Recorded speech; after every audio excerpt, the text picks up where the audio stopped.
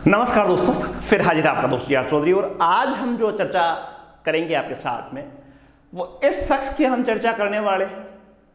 कल की लेटेस्ट खबरें आ रही है कि इजराइल ने ईरान पर बड़े जबरदस्त तरीके से हमले किए हैं। इजराइल एक छोटा सा देश, सर्वोच्च नेता बेंजामिन नेतन्याहू, नागौर जितना सा देश एक, और वो एक तरफ हमास से लड़ रहा है, एक तरफ हुती से लड़ रहा है, एक तरफ हिजबुल्लाह से लड़ रहा है, और कल इसने ईरान पर भी ताबड़तोड़ हमले किए। एक तरफ अमेरिका का बयान आता है कि इस हमले में हमने इजराइल की कोई हेल्प नहीं की है, इजराइल ने अकेले हमला किया है। दूसरी तरफ अमेरिका का यह बयान भी आता है कि यदि वापस ईरान इजराइल पर हमला करता है तो हम इजराइल के साथ खड़े होंगे और ईरान को मुंह तोड़ जवाब देंगे। इधर इजराइल कह रहा है, ईरान कह रहा है कि हम इस हमले का मुंह तोड़ जवाब जरूर देंगे। मोटे तौर से स्पष्ट बात यह हो रही है कि इजराइल और ईरान के मध्य तनाव पिछले बहुत सालों से बना हुआ है, लेकिन अभी जो लेटेस्ट हमला हुआ शुक्रवार को, और इस हमले के बाद में एक बात तो निश्चित है कि अब एशिया में भी जैसे रूस और यूक्रेन का युद्ध चल रहा था, वैसा का वैसा युद्ध इजराइल और ईरान के मध्य देखने को मिलेगा। बहुत तगड़ा युद्ध एक दिन में 2 दिन में यूं नहीं फ्री होगा, लेकिन 12 महीने, अगले 12 महीने की ये भविष्यवाणी मान लो आप कि ईरान और इजराइल के मध्य कभी तनाव चरम पर होगा, फिर डाउन होगा, फिर चरम पर होगा। इस प्रकार विवाद बढ़ता घटता रहेगा। अब ईरान की स्थिति मैं बताऊं, ये शुक्रवार के हमले की कुछ तस्वीरें हैं आपके सामने, पहले इसको देख लेते हैं। फिर देखो ये वीडियो भी है, ये ईरान पर हमला हुआ इसका एक वीडियो है, पहले इसको देख लेते हैं। ये तस्वीरें हैं साहब, ये देखो बिल्डिंगों पर हमला हुआ, और इसके साथ यहां देखो ईरान पर धुआं उठने वाला ये वीडियो है, यहां भी हमला हुआ। लेकिन सबसे मोटी जो बात है इस हमले में, देखो इजराइल की मैं बात कर रहा था, तो इजराइल के जितने भी आज तक हमले हुए हैं, चाहे हमास का हो, चाहे हिजबुल्लाह का हो, चाहे ईरान पर हमले हो, उसके पहले ही अटैक में इजराइल की ये रणनीति रही है हमेशा से कि टॉप लीडरशिप को निशाना बनाया जाए। कल के हमले में 3 व्यक्ति महत्वपूर्ण थे, इसके साथ साथ में जो परमाणु वैज्ञानिक थे उन पर भी हमला हुआ। पहला जो व्यक्ति मारे गए उनकी तस्वीर ये है, ये इस्लामिक रेवोल्यूशनरी गार्ड जो है, IRGC जिसको कहा जाता है, उसके कमांडर है हुसैन सलामी, इनकी मौत हुई। दूसरे जो प्रमुख व्यक्ति थे जो इजराइल के हमले में मारे गए, वो ईरान के आर्मड फोर्सेज के प्रमुख थे मोहम्मद बघेरी, इनकी मृत्यु हुई। तीसरे जो व्यक्ति थे जो खमेनेई के शीर्ष सलाहकार थे अली समखानी, इनकी मौत हुई। तीनों बड़े व्यक्ति। इसके साथ साथ मैं कह रहा था कि 10 के आसपास परमाणु वैज्ञानिक भी मारे गए। इजराइल ने स्पष्ट घोषणा की है कि हमारा जो ये ऑपरेशन था, जिसका नाम इसने दिया ऑपरेशन राइजिंग लायन, इस ऑपरेशन राइजिंग लायन का उद्देश्य यह था कि ईरान की जो परमाणु क्षमता है उसको नष्ट किया जाए। इजराइल ने कहा है कि ईरान जो है वो बहुत जल्दी ही परमाणु क्षमता या परमाणु बम बनाने के नजदीक था, तो इजराइल ने स्पष्ट कहा कि उसकी परमाणु क्षमता को नष्ट करने के लिए और उसकी बैलिस्टिक मिसाइल जो प्रोग्राम है उसको खत्म करने के लिए हमने ऑपरेशन राइजिंग लायन स्टार्ट किया है। ठीक साहब, ये तो हमारे समझ में आती है, लेकिन ये समय क्यों चुना, थोड़ा सा ये भी एक प्रश्न है। और ये ऑपरेशन मैं कह रहा था कि अगले 12 महीने तक इजराइल ने भी स्पष्ट कहा कि ऑपरेशन चलता रहेगा, ऑपरेशन राइजिंग लायन चलता रहेगा। तो अगले 12 महीने तक इजराइल और ईरान के मध्य है वो युद्ध की स्थिति रहने वाली है। कभी इजराइल, अभी आज सुबह की ताज़ा खबरें हैं कि इजराइल पर ईरान ने हमले किए हैं, कुछ वीडियो वहां के इजराइल के भी आ रहे हैं, तो नुकसान तो इजराइल को भी भुगतना पड़ेगा, साथ में ईरान को भी भुगतना पड़ेगा। 3 व्यक्ति प्रमुख थे। लेकिन इस वीडियो में मैंने कहा कि भविष्यवाणी मेरे लगभग एक्सपर्ट कर रहे हैं कि 12 महीने तक कम से कम ये एक्सलेट होगा, लेकिन यदि भारत और पाकिस्तान के संबंधों को इस ईरान वाले मुद्दे से जोड़ा जाए तो बहुत कुछ बातें स्पष्ट हो जाती है। अभी भारत और पाकिस्तान के मध्य युद्ध की स्थितियां थी, ऑपरेशन सिंदूर चलाया गया था, पाकिस्तान को तगड़ा नुकसान हुआ था। उसके बाद में सीज फायर हुआ, युद्ध रुक गया, युद्ध कह सकते हो, युद्ध रुक गया। भारत में भी बड़ी राजनीति होती है कि ये जो युद्ध रुका, सीज फायर का ऐलान हुआ, उसमें अमेरिका की क्या भूमिका थी, अमेरिका की भूमिका थी या नहीं थी। लेकिन अमेरिका जो है वो बार बार, ट्रंप जो है वो बार बार कह रहे थे कि हमने सीज फायर करवाया था। अब इस ईरान वाले परिप्रेक्ष्य में हम देखें तो बात एकदम क्लियर होती है। थोड़ा सा देखो, ध्यान से देखना, आप समझना। आप कुछ एक महीने पीछे की हम खबरें देखें तो यहां एक एयरबेस पर हमला हुआ था भारत की तरफ से, ब्रह्मोस मारी गई थी, नूर खान एयरबेस था पाकिस्तान का, और वो तहस नहस हुआ था। और उसके जस्ट बाद में अमेरिका की तरफ से बयान आने लगा कि युद्ध रोको, युद्ध रोको, युद्ध रोको, रोको। अब ये युद्ध रोकने का क्या कारण हुआ होगा? और कुछ खबरें ये भी सनसन के आ रही थी कि इसी नूर खान एयरबेस जो था, इस पर अमेरिका के सैनिक थे, अमेरिका के साजो सामान थे युद्ध के। तो भाई ये अमेरिका यहां नूर खान एयरबेस पे या पाकिस्तान में क्या कर रहा था? अफगानिस्तान में तो छोड़ के चला गया।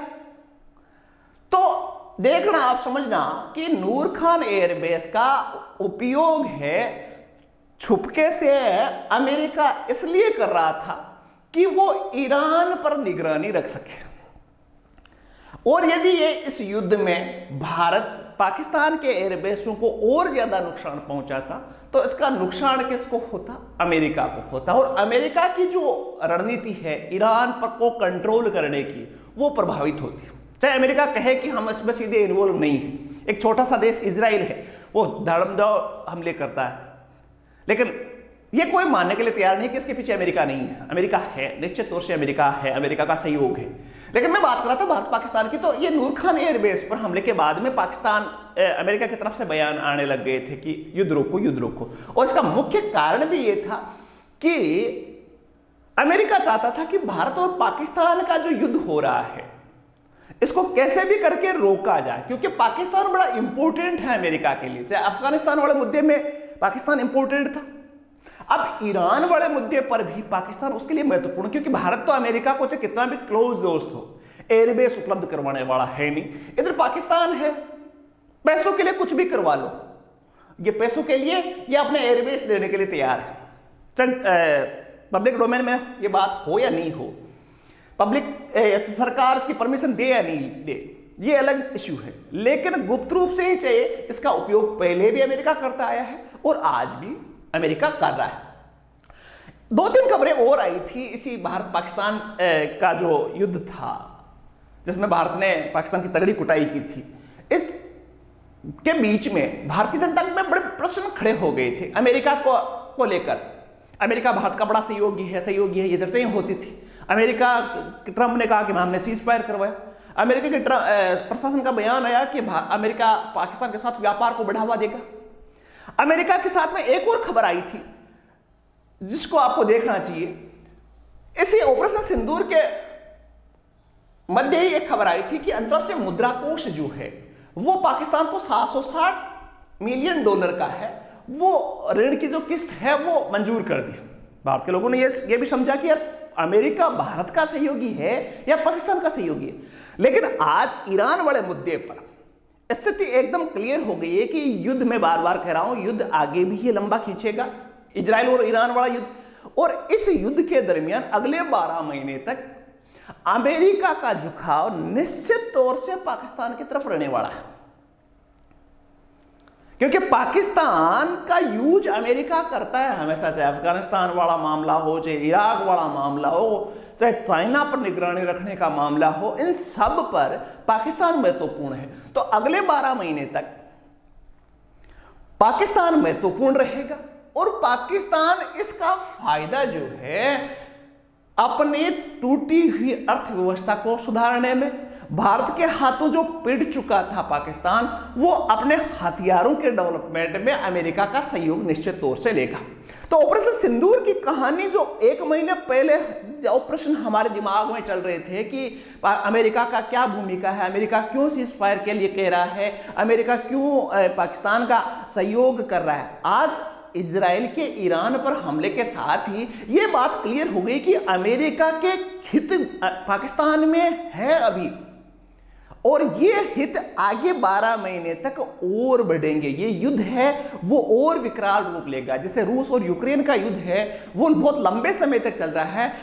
मेरा मानना है कि इजराइल और ईरान का जो युद्ध है वो और लंबा खींचेगा। हालांकि ईरान के पास इजराइल से लड़ने की उतनी क्षमता नहीं है, लेकिन ईरान के पास अब ऑप्शन भी नहीं है। इजराइल जब चाहे हमला कर रहा है। ईरान के जो समर्थक थे, हमास खत्म हो गया, हिजबुल्ला का खत्म होने की कगार पर है, हूती थोड़ा सा संघर्ष कर रहा है, लेकिन इजराइल पर हमला करना पड़ेगा, ईरान को युद्ध लड़ना पड़ेगा, क्योंकि टॉप लीडरशिप मारी जा रही है। और ईरान ने इजराइल ने साफ कह दिया है कि वो ऑपरेशन राइजिंग को अभी ये 1 दिन का नहीं है, इसको चालू रखेगा, और जब तक स्टार्ट रखेगा तब तक ईरान की परमाणु क्षमता बिल्कुल खत्म नहीं हो जाए और ईरान की बैलिस्टिक प्रोग्राम कार्यक्रम जो है मिसाइलों का वो खत्म नहीं हो जाए। तो ये युद्ध लंबा रहेगा, और इस युद्ध के बीच में जो पैसे कमाने का काम है वो करेगा पाकिस्तान। तो अब भारत के सामने बड़ी दुविधा है। भारत बड़े फूंक फूंक के कदम रख रहा है। अभी स्टेटमेंट आया भारत का इस युद्ध ईरान और इजराइल वाले विवाद पर। ईरान भी भारत का अच्छा दोस्त है, अच्छे संबंध रहे हैं, इजराइल के साथ में अच्छे संबंध है। तो दोनों दोस्तों के बीच में युद्ध है, तो भारत किसका पक्ष ले? खुलकर किसी का पक्ष नहीं। भारत यही कहेगा, यही कह रहा है कि शांति से विवादों को सुलझाना होना चाहिए। लेकिन इस बीच पाकिस्तान की स्थिति देखो। हालांकि पाकिस्तान को भी जब 12 महीने बाद में ईरान वाला मामला सुलझ जाएगा, ईरान पर सरकार चेंज हो जाएगी। अमेरिका का लक्ष्य यही है कि ईरान में तख्ता पलट हो। यह तख्ता पलट हो जाएगा तब अमेरिका को पाकिस्तान की आवश्यकता नहीं रहेगी, और पाकिस्तान की आवश्यकता नहीं रहेगी तो उस समय यह पाकिस्तान को भी पता है कि मेरी आवश्यकता बहुत कम समय के लिए होती है, और जब आवश्यकता पूरी हो जाएगी तो मेरे जूते पड़ने वाले। लेकिन पाकिस्तान बेचारा ये सोचता है कि यार 12 महीने तक तो जितना खून चूसना है चूस लो आप। ये चल रही है भारत के आसपास पाकिस्तान और ईरान की जो तीनों देशों के मध्य की जो राजनीति है। तो ऑपरेशन राइजिंग लॉयन की बात करो या ऑपरेशन सिंदूर की बात करो, ये आपस में राजनीतिक दृष्टि से देखे तो इसका एक ही ताना बाना आपस में जुड़ा हुआ है। आपकी क्या विचार है? क्या अमेरिका के हित पाकिस्तान में है? क्या अमेरिका पाकिस्तान का सहयोग करेगा? और ऑपरेशन सिंदूर के समय अमेरिका क्यों बार बार कह रहा था सीज फायर कर लो, सीज फायर कर लो? अमेरिका क्यों पाकिस्तान की हेल्प कर रहा था? अमेरिका क्यों आसिफ मुनीर को कह रहा था कि हमारे परेड में आ जाओ? आसिफ मुनीर बहुत बढ़िया शानदार व्यक्तित्व है। ऐसी बातें जो छन छन के अमेरिका की तरफ से आती है, उनका एक ही जवाब है ईरान वाला विवाद। ईरान पर तख्ता पलट होगा, युद्ध लंबा खींचेगा, और युद्ध का परिणाम की भी हम बात करें ईरान इजराइल वाला, तो लास्ट में ईरान में तख्ता पलट की जो कोशिश है वो अमेरिका कर रहा है। आप अपने भी विचार बताना कि आप इस मुद्दे पर क्या सोचते हो, और क्लास कैसी लगी कमेंट करके जरूर बताना। नई क्लास में फिर बात होगी, तब तक के लिए धन्यवाद। जय हिंद, जय भारत।